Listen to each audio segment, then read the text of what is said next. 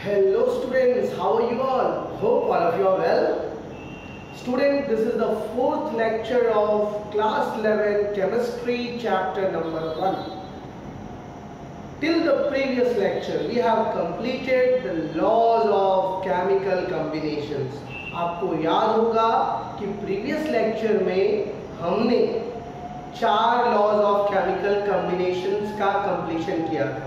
याद है बच्चों आप लोगों को कौन कौन से वो लॉज थे? Law of conservation of mass, दूसरा लॉ था हमारा लॉ ऑफ डिफिनिट प्रोपोर्शन, तीसरा लॉ था हमारा law of multiple proportions and law of gaseous volume. ये एक नया लॉ है जो आज मैं बताने जा रहा हूँ। इस लेक्चर में मेन हम लोग मोल कंसेप्ट्स के बारे में सीखेंगे कि मोल कंसेप्ट क्या है। लेकिन उससे पहले एक न्यू लॉ जो स्पेशली रिलेटेड है लॉ ऑफ मल्टीपल प्रोपोर्शन से ही, लेकिन इसको लॉ ऑफ रेसिप्रोकल प्रोपोर्शन कहा जाता है, जो जे रिचर साहब ने 1792 में दिया। तो बच्चों ये लॉ क्या है? बहुत सारे बच्चों को जब इस तरह का क्वेश्चन फेस करना होता है तब उनको याद आता है वो really we should learn this law also. तो इसीलिए सबसे पहले आज हम लोग इस लॉ के बारे में सीखेंगे, उसके बाद हम लोग मोल कंसेप्ट के बारे में सीखेंगे। तो बच्चों ये है हमारा लॉ ऑफ रेसिप्रोकल प्रोपोर्शन। आप देख रहे होंगे कि बोर्ड पे ये जो लॉ लिखा है, it states that if two different elements, it states that if two different elements combine separately with the same weight of the third element, two different elements combine separately with the same weight of the third element, the ratio of the masses in which they do so are either the same or a simple multiple of mass ratio in which they combine। कहने का मतलब बच्चों इस law को पहले समझने की कोशिश कीजिए। सबसे पहली बात कि यहाँ पर दो डिफरेंट एलिमेंट्स, अलग अलग एलिमेंट्स हैं, अगर कंबाइन करेंगे तो एक कंपाउंड बनाए। तो यहाँ पर दो डिफरेंट एलिमेंट्स आप देख लीजिए, यहाँ पर कॉपर सल्फर, कॉपर ऑक्सीजन, यहाँ पर दोनों डिफरेंट एलिमेंट्स हैं जो कंबाइन करके एक कंपाउंड का फॉर्मेशन करते हैं। तो वही चीज यहाँ पे लिखा हुआ है, इफ टू डिफरेंट एलिमेंट्स, दो अलग अलग elements combine separately with the same weight of the third element, combine separately with the same weight of the third element. अब देखिए यहाँ पर दो डिफरेंट एलिमेंट्स हैं, सल्फर ऑक्सीजन, यहाँ पे दो डिफरेंट एलिमेंट्स हैं। ये तीसरा एलिमेंट है कॉपर हमारा, same weight of the third element, the ratio of the masses in which they do so are either the same or a simple multiple of the mass ratio in which they combine। तो यहाँ पे बच्चों example के तहत इसको हम लोग समझते हैं। कॉपर और सल्फर, राइट, कॉपर और सल्फर देख लीजिए। कॉपर सल्फर का यहाँ पे मास अगर हम निकालेंगे, कॉपर का मास 63.5 ग्राम पर मोल होता है और सल्फर का 32 ग्राम पर मोल होता है। तो 63.5:32 इसका रेशियो हो जाएगा। कॉपर और ऑक्सीजन का निकालेंगे तो कॉपर का मास तो हम लोगों को पता है 63.5 और ऑक्सीजन का 32। अब आपके दिमाग में क्वेश्चन आएगा, ये तो फिक्स मास है कॉपर का, राइट, अब ये 32:16 वाला जो रेशियो है, अब यहाँ पर वही सल्फर और ऑक्सीजन देख लीजिए, यहाँ पे थर्ड एलिमेंट ये फिक्स है, कॉपर का मास यहाँ पे फिक्स है, सल्फर और ऑक्सीजन का मास यहाँ पर आपको दिखाना है कि सल्फर और ऑक्सीजन इन दोनों के मास का रेशियो कितना हो जाएगा, 32:16, 16 2 जा 32, 16 1 जा 16। तो यहाँ पर 2:1 हमारा सल्फर और ऑक्सीजन का मास रेशियो हो जाएगा। तो अगर 2:1 से जो हमारा कंपाउंड बनेगा जो that will be sulphur dioxide, SO2। अगर हम सल्फर डाइऑक्साइड में सल्फर और ऑक्सीजन का अगर हम रेशियो निकालेंगे तो सल्फर का एटॉमिक मास 32 और यहाँ पर O2 का, ऑक्सीजन का जो एटॉमिक मास होगा वो भी 32, द रेशियो विल बी 1:1। तो कहने का मतलब ये रेसिप्रोकल प्रोपोर्शन क्या होता है वो चीज समझ लीजिए। रेसिप्रोकल को जनरली हम लोग कहते हैं, आप इनवर्सली प्रोपोर्शनल जानते होंगे, रेसिप्रोकल प्रोपोर्शन भी बस सेम रिलेटेड है। यहाँ पे रेसिप्रोकल, तो रेसिप्रोकल इसका ये इसलिए है क्योंकि एक एलिमेंट जो है जिसका मास फिक्स्ड है और बाकी जो अलग अलग एलिमेंट्स है, two different elements combine separately with the same weight of the third element, combined separately with the same weight of the third element, two sulfur, oxygen, different elements combined separately with the same weight of the third element copper, जिसका mass 6 है, combined separately with the same weight of the third element, the ratio of their masses in which they do so. अगर वो इस तरह के compound बनाते हैं तो उनका जो मास का रेशियो होगा, आइदर वो सिंपल रेशियो होगा या सेम रेशियो होगा जब वो दोनों आपस में कंबाइन करेंगे। तो जिस तरह से आपने कॉपर सल्फर, कॉपर ऑक्सीजन और सल्फर और ऑक्सीजन का जो कंपाउंड बनाया सल्फर डाइऑक्साइड, या तो वो सिंपल रेशियो होंगे या फिर उनका रेशियो सेम होगा। तो इस लॉ को हम लोग क्या कहते हैं? Law of reciprocal proportion. इस तरह के बहुत सारे आप एग्जांपल ले सकते हैं। ध्यान में क्या रखना है कि दो element, if two different elements combine separately with the same weight of the third element, the ratio of their masses in which they do so are either same or a simple ratio of the masses ratio in which they combine। तो बच्चों ये जो example है ये आपको पूरी तरह concept clear कर देता है कि रेसिप्रोकल प्रोपोर्शन क्या है। अब हम लोग पढ़ेंगे मोल कंसेप्ट के बारे में। आपके दिमाग में क्वेश्चन आएगा कि सर ये मोल तो हम लोग का सुना हुआ है। पहले बच्चों आप इसको नोट डाउन कर लीजिए, स्क्रीनशॉट ले लीजिए, उसके बाद हम लोग मोल कंसेप्ट के बारे में पढ़ेंगे।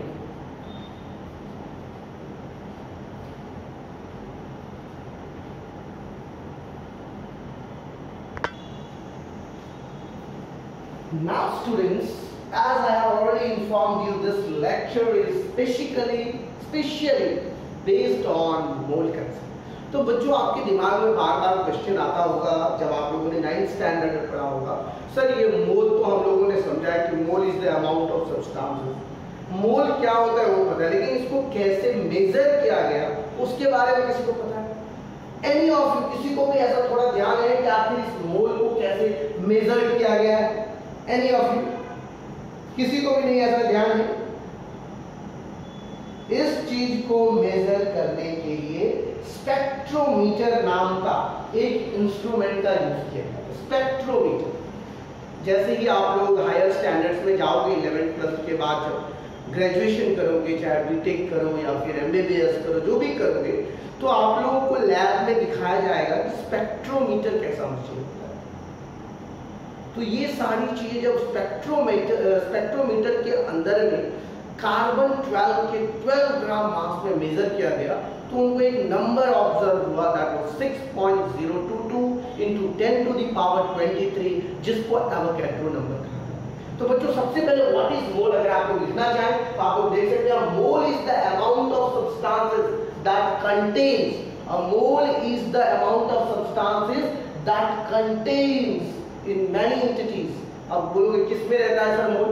आपके एटम्स के रूप में रह सकते हैं मोल, आयंस के रूप में रह सकते हैं, मॉलिक्यूल्स के रूप में रह सकते हैं, पार्टिकल्स के रूप में रह सकते हैं, ये सब के रूप में आपके यहाँ पर मोल रह सकते हैं। तो मोल का मतलब ही हो गया बच्चों atoms, molecules, ions, particles. So mole is the amount of substances that contain that many entities, atoms, molecules, ions, particles, as there are atoms exactly in 0.012 kilogram or 12 gram of the carbon 12 isotope।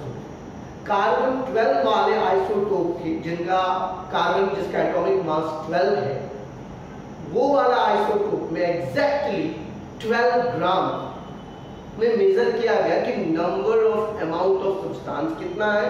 So that was Avogadro number 6.022 into 10 to the power 23। तो आपको कोई पूछेगा 1 मोल मतलब कितना होता है, तो that is 6.022 into 10 to the power 23। 23 क्या? यहाँ पर वही चीज मैंने लिखा है, the number of entities in 1 mole is Avogadro number. The number of entities में आपके एटम्स आ गए, मॉलिक्यूल्स आ गए, आयंस आ गए, पार्टिकल्स आ गए, ये चारों चीज आ गए। तो यहाँ पर जब भी क्वेश्चन आएगा बच्चों, the number of entities in 1 mole that is Avogadro number, जिसकी value 6.022 into 10 to the power 23 होता है।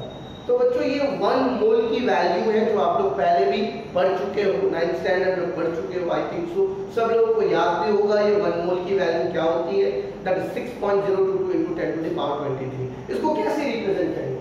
यहाँ पे मैंने लिखा है 1 मोल ऑफ एटम का मतलब हो गया 1 ग्राम एटम।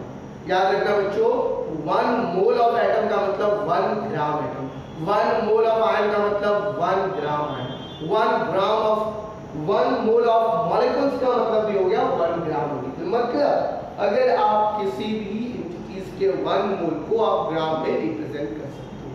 यहाँ पर अगर आप बोलते हो सर 1 मोल का मतलब क्या हुआ, 1 मोल मीन्स क्या हुआ, 1 मोल मॉलिक्यूल का मतलब, 1 मोल एटम का मतलब, 1 मोल मॉलिक्यूल्स का मतलब, इसीलिए मैंने यहाँ पे लिख दिया बच्चों कि जब भी आपको कंफ्यूजन पड़े तो 1 mole of atom is equal to 1 gram of atom, 1 mole of ion is equal to 1 gram of ion, 1 mole of molecule is equal to 1 gram of molecule. अब आपके दिमाग में क्वेश्चन होगा कि सर इसको निकालते कैसे, how to find the number of moles, right? You may have a question in your mind, sir number of moles को कैसे फाइंड करना है। सो बच्चों आप लोगों को बता देता हूं, नंबर ऑफ मोल्स अगर मान लीजिए आपको फाइंड करना है, कोई भी एटम दिया हुआ है, जैसे मैं आपको क्वेश्चन पूछ रहा हूं कि 46 ग्राम सोडियम में नंबर ऑफ एटम्स कितने होंगे, ये आपका क्वेश्चन है। 46 ग्राम सोडियम में नंबर ऑफ एटम्स कितने हैं, ये आपको फाइंड करना है, बराबर? तो अगर आपको नंबर ऑफ मोल्स पता रहेगा तो इजीली आप एवोगैड्रो नंबर से मल्टीप्लाई करके नंबर ऑफ एटम्स निकाल सकते हो। तो number of moles is equal to given mass by atomic mass. अगर सिंगल एलिमेंट रहेगा बच्चों तो क्या लिखेंगे, एटॉमिक मास। याद रखना इस फॉर्मूला को, number of moles is equal to given mass by atomic mass. अगर कोई आपका कंपाउंड के फॉर्म में है तो वही चीज को आप लिख दीजिए गिवन मास बाय मोलर मास लिख दीजिए। तो नंबर ऑफ मोल्स अगर आपको निकालना है तो मॉलिक्यूलर मास, मोलर मास, जो भी आप लिखोगे पहले इस चीज को आपके पास समझ होनी चाहिए कि what is this atomic mass और what is this molecular mass. तो जैसे बच्चों आप लोगों को पता है, मैंने आपको यहाँ पर एक क्वेश्चन दिया है कि 46 ग्राम सोडियम में नंबर ऑफ एटम्स कितने होंगे, राइट? 46 ग्राम आपका गिवन है, गिवन मास जो है आपका 46 ग्राम है, राइट? और यहाँ पर एटॉमिक मास ऑफ सोडियम कितना होता है बच्चों? सोडियम का एटॉमिक मास 23 ग्राम, ग्राम ग्राम कैंसिल, 23 2 जा 46। तो नंबर ऑफ मोल्स कितना आ गया बच्चों? 2। और अगर हमको एटम्स निकालना है तो number of atoms is equal to number of moles into Avogadro number. तो नंबर ऑफ मोल्स 2 है और Avogadro number 6.022 into 10 to the power 23 atoms, बराबर?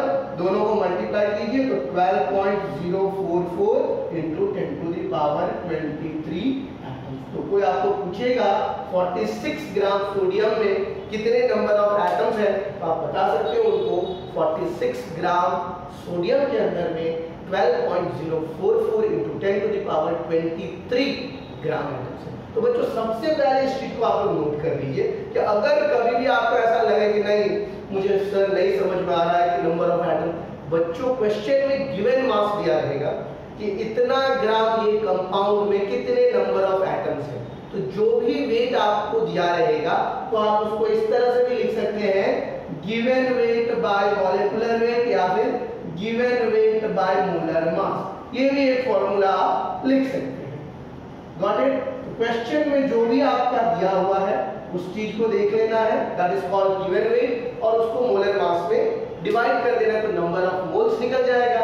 और उसके बाद चाहे हमको नंबर ऑफ एटम्स निकालना हो, नंबर ऑफ पार्टिकल्स निकालना हो, नंबर ऑफ आयंस निकालना हो, नंबर ऑफ मॉलिक्यूल्स निकालना हो, एवोगैड्रो नंबर से मल्टीप्लाई कर दें। तो बच्चों सबसे पहले इस चीज को आप लोग नोट डाउन कर लीजिए, ताकि जब भी आप नोट डाउन करते हो तो आपके दिमाग में कंसेप्ट आना चाहिए कि what things we are learning.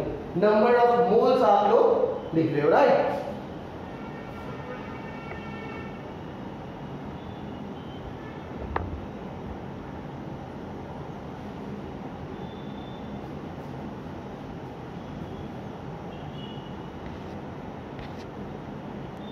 तो बच्चों यहाँ पर आप लोगों ने ये जो नंबर ऑफ मोल्स का फॉर्मूला है वो सीखा। नंबर ऑफ मोल्स आप लोगों ने देखा कि किस तरह से हमें निकालना है, तो इसलिए आप लोग अगर चाहें तो लिख लीजिए नंबर ऑफ मोल्स को हम लोग n से डिनोट करते हैं, गिवन वेट को W से डिनोट करते हैं, और मोलर मास को कैपिटल M से डिनोट करते हैं। तो N is equal to W by M। तो यहाँ पर number of moles is equal to given mass by molar mass. इसमें अगर सिंगल एलिमेंट दिया रहेगा तो एटॉमिक मास, अगर कंपाउंड में दिया है तो मॉलिक्यूलर मास या मॉलिक्यूलर वेट। इसको आप इस तरह से लिख सकते हैं, number of moles is equal to given weight by molecular weight, given weight by molecular weight. तो इस तरीके से आपका एक फॉर्मूला ये हो गया। अगर मान लीजिए क्वेश्चन में आपको नंबर ऑफ मोल्स दिया हुआ है और पूछ रहा है कितने ग्राम में इतना नंबर ऑफ मोल्स होगा। क्वेश्चन में अगर आपको पूछेगा कि नंबर ऑफ मोल्स 4 है और सोडियम के एलिमेंट में 4 नंबर ऑफ मोल्स है, तो उसका कितना वेट होगा। तो गिवन वेट जो आपको निकालना है आपको बच्चों, तो गिवन वेट कितना हो जाएगा ये आपको अगर निकालने के लिए कहे तो number of moles into molecular weight, number of moles into molecular weight. जैसे मैंने आपको अभी जस्ट क्वेश्चन पूछा 4 मोल सोडियम का वेट कितना होगा, तो नंबर ऑफ मोल्स 4 हो जाएगा और सोडियम का वेट होता है 23, तो 23 को 4 से मल्टीप्लाई कर दीजिए ग्राम पर मोल। तो 3 4 12, 4 2 8 92 ग्राम पर मोल ये आपको निकल जाएगा। गिवन वेट, अगर वेट निकालना हो तो ये फॉर्मूला हम लोग यूज कर सकते हैं। अगर नंबर ऑफ मोल्स निकालना है तो ये फॉर्मूला वेट के। अगर मान लीजिए कोई वेट दिया हुआ है और नंबर ऑफ मोल्स दिया हुआ है तो वो उसका किस चीज का है, तो वो हम लोग मॉलिक्यूलर वेट के फॉर्मूला से given weight by number of moles से हम लोग को मॉलिक्यूलर वेट निकल जाएगा या फिर एटॉमिक वेट निकल जाएगा या फिर मोलर मास निकल जाएगा। तो बच्चों इसके लिए यही फॉर्मूला है N is equal to W by M। अगर मान लीजिए वॉल्यूम्स आपको निकालना है, वॉल्यूम किसी चीज के वॉल्यूम में नंबर ऑफ मोल्स निकालना है, तो एक आइडियल गैस इक्वेशन होता है। क्या होता है? Ideal gas equation. Ideal gas equation ये हम लोग चैप्टर नंबर 5 में पढ़ेंगे, याद रखना बच्चों। आइडियल गैस इक्वेशन जिसका नाम है PV is equal to nRT। यहाँ पर P का मतलब प्रेशर, V का मतलब वॉल्यूम, N का मतलब नंबर ऑफ मॉलिक्यूल्स, R जो है यूनिवर्सल गैस कांस्टेंट, T का मतलब टेम्परेचर। तो at standard temperature and pressure STP, याद रखना बच्चों, दो तरह के होते हैं, स्टैंडर्ड टेम्परेचर प्रेशर और नॉर्मल टेम्परेचर प्रेशर। इन दोनों का मतलब हो गया 22.4 लीटर। याद रखना, नॉर्मल टेम्परेचर प्रेशर और स्टैंडर्ड टेम्परेचर प्रेशर। अगर कोई वॉल्यूम्स में हम लोगों को नंबर ऑफ मोल्स निकालना है तो बच्चों N is equal to RT by PV, जिसमें R जो है आपका यूनिवर्सल गैस कांस्टेंट है जिसकी वैल्यू 0.0831 होता है। ये आप लोगों को याद रख लेना है, क्वेश्चन में दिया रहेगा। R की वैल्यू आपका कांस्टेंट है। टेम्परेचर और प्रेशर है, स्टैंडर्ड टेम्परेचर कहोगे 273 केल्विन और स्टैंडर्ड प्रेशर कहोगे 1 बार प्रेशर। याद रख लेना बच्चों, टेम्परेचर और प्रेशर तुम्हारा इतना ही रहेगा, 0 डिग्री सेल्सियस 1 बार प्रेशर, और R का वैल्यू कांस्टेंट है 0.083। याद रख लेना, R जो है यूनिवर्सल गैस कांस्टेंट है, तो ये भी आप लोगों को याद रख लेना है। तो अब अगर मान लीजिए आपको वॉल्यूम दिया हुआ है तो क्या नंबर ऑफ मोल्स निकलेगा या नहीं निकलेगा बच्चों? इजीली निकल जाएगा, क्योंकि वॉल्यूम आपको क्वेश्चन में दिया हुआ है। R, T और P की वैल्यू आपको कांस्टेंट ही रहेगा, ये जनरली क्वेश्चंस में कांस्टेंट रहेगा। चैप्टर नंबर 1 में, चैप्टर नंबर 5 में हम लोग इसके डिफरेंट वैल्यूज के बारे में पढ़ेंगे। तो अगर मान लीजिए number of moles for volume निकालना है तो यहाँ पर एक फॉर्मूला इसको लर्न कर लीजिए। तो दो फॉर्मूला आपको बच्चों लर्न करना है, नंबर ऑफ मोल्स का given weight by molecular weight और N is equal to RT by V। इसका मैं आप लोगों को एक डायग्राम बना देता हूँ, जिस डायग्राम के तहत आपको क्वेश्चन में जितने भी न्यूमेरिकल्स देंगे वो इजीली आप लोग सॉल्व कर देंगे। वो डायग्राम ही मेन स्पेसिफिक होगा ताकि वो डायग्राम के अकॉर्डिंगली आपको कोई भी परेशानी नहीं होगी। नेक्स्ट लेक्चर में मैं आप लोगों को मोल कंसेप्ट के न्यूमेरिकल्स के बारे में ले जाऊंगा। तो सबसे पहले वो डायग्राम जिसको वाई डायग्राम कहा जाता है उसको आप लोग नोट डाउन कर लीजिए। वाई डायग्राम कैसे बनाओगे बच्चों? वाई डायग्राम में मोल एक लिख देना आपको, मोल MOL, इसको सर्कल कर दीजिए, यहाँ पर एक एरो इधर डाल दीजिए, एक एरो इधर डाल दीजिए, उसी तरह से एक एरो इधर, एक एरो इधर, फिर एक एरो इधर, एक एरो। ये वाई टाइप का डायग्राम हुआ या नहीं हुआ बच्चों? यस और नो, पहले मुझे ये बताइए, वाई टाइप का डायग्राम हुआ? यस और नो? दिख रहा है आप लोगों को? अगर नंबर ऑफ मोल्स दिया हुआ है, नंबर ऑफ मोल्स दिया हुआ है, स्पेशली अगर वॉल्यूम की हम बात करें और हम लोगों को वॉल्यूम निकालना कितना होगा, तो बच्चों वॉल्यूम एट एसटीपी, याद रखिएगा, volume at STP, standard temperature pressure, अगर नंबर ऑफ मोल्स दिया हुआ है तो 22.4 लीटर से मल्टीप्लाई करेंगे। क्या करेंगे बच्चों? 22.4 लीटर से मल्टीप्लाई। अगर वॉल्यूम दिया हुआ है और नंबर ऑफ मोल्स निकालना है तो डिवाइड कर देंगे 22.4 लीटर से। याद रखना, अगर नंबर ऑफ मोल्स दिया हुआ है और हमें वॉल्यूम निकालना है तो 22.4 लीटर से मल्टीप्लाई करेंगे, और अगर हमें वॉल्यूम दिया है, नंबर ऑफ मोल्स निकालना है तो उसको डिवाइड करेंगे। तो क्वेश्चन में आपको खाली ये देखना है मोल दिया है या निकालना है, तो इस बेसिस पे करेंगे। Got it? दूसरा, अगर मान लीजिए नंबर ऑफ मोल्स निकाल दिया आपने और नंबर ऑफ एटम्स निकालना है, नंबर ऑफ एटम्स, याद रखना बच्चों, नंबर ऑफ एटम्स, इस चीज को लिख लीजिएगा, नंबर ऑफ मोल्स दिया है और नंबर ऑफ एटम्स निकालना है तो Na से मल्टीप्लाई करेंगे, बराबर, और नंबर ऑफ एटम्स दिया है, नंबर ऑफ मोल्स निकालना है तो Na से डिवाइड करेंगे। Na क्या है बच्चों? Avogadro number. Na क्या है हमारा? Avogadro number. याद रखना, नंबर ऑफ एटम्स अगर निकालना है गिवन मास के थ्रू, आपका मोलर मास दिया हुआ है तो इस चीज से आप निकाल सकते हैं। दूसरा, अगर मान लीजिए गिवन मास दिया हुआ है और आपको नंबर ऑफ मोल्स निकालना है, गिवन मास की बात कर रहा हूं, गिवन वेट या गिवन मास आपको दिया हुआ है और नंबर ऑफ मोल्स निकालना है, तो क्या करेंगे बच्चों? गिवन वेट दिया है तो हम लोग डिवाइड कर देंगे मॉलिक्यूलर वेट से या मोलर मास से हम लोग डिवाइड कर देंगे, और अगर नंबर ऑफ मोल्स दिया है, जो मैंने आपको जस्ट बताया, अगर गिवन वेट निकालना है तो हम लोग क्या करेंगे?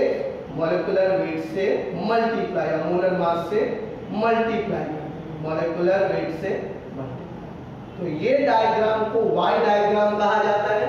ये डायग्राम आप लोग अपने अपने नोटबुक में बना लीजिए, ताकि इस तरह से कोई भी क्वेश्चन अगर आपको बनाना हो, पूरे मोल कंसेप्ट की बात कर रहा हूं मैं, ये वाई डायग्राम पर ही बेस्ड होगा। ये पूरा जो बोर्ड में अभी आपका लिखा हुआ है, इस चीज को अगर आपने नोट डाउन कर लिया तो मोल कंसेप्ट का कोई भी न्यूमेरिकल होगा, ऐसा नहीं होगा कि आपसे नहीं बनेगा। तो इसीलिए बच्चों इसको फटाफट नोट डाउन कर लीजिए, आप स्क्रीनशॉट ले लीजिए, ताकि आप लोगों को मोल कंसेप्ट पूरा समझ में आ जाए। नेक्स्ट वीडियो में जो हम लोग डिस्कस करेंगे वो स्पेशली बेस्ड होगा हमारा किस चीज पर बच्चों? Numericals of mole concept. तो आप लोगों ने ले लिया स्क्रीनशॉट बच्चों? होप सब लोगों ने ले लिया। नेक्स्ट वीडियो में मैं आप लोगों को मोल कंसेप्ट के न्यूमेरिकल्स के बारे में बताऊंगा। अगर ये कंसेप्ट समझने में किसी को भी कोई डाउट रह गया तो कमेंट बॉक्स में आप लोग जरूर कमेंट करें, ताकि जब मैं नेक्स्ट वीडियो बनाऊं तो वो जो भी डाउट्स है उसको मैं नेक्स्ट वीडियो में एक्सप्लेन कर सकूं। तो बच्चों ये था हमारा लेक्चर नंबर 4। आशा करता हूँ आप लोगों को अच्छा लगा होगा। अगर अच्छा लगा होगा तो लाइक और सब्सक्राइब करें, अपने दोस्तों के साथ शेयर करें, ताकि वो भी इस पैंडेमिक सिचुएशंस में बेनिफिट उठा सकें। That's all for today. Thank you very much for watching. Bye bye and take care.